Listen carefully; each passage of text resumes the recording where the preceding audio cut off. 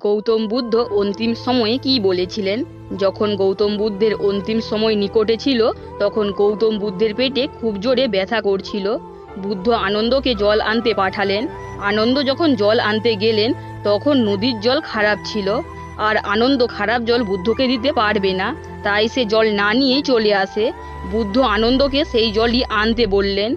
আনন্দ যখন জল আনতে গেলেন, তখন সেইবার জল সম্পূর্ণ পরিষ্কার ছিল। আনন্দ বুঝতে পারলো বুদ্ধের পেটে কেন ব্যথা হচ্ছে। আসলে বুদ্ধের এক সাংসারিক শিষ্য, যার নাম চন্দ্র ছিল, সে হঠাৎ করে বুদ্ধকে মাশরুমের তরকারি খেতে দিয়েছিল। আনন্দ বুদ্ধকে জিজ্ঞাসা করলেন, আপনি মাশরুমের তরকারি কেন খেয়েছেন?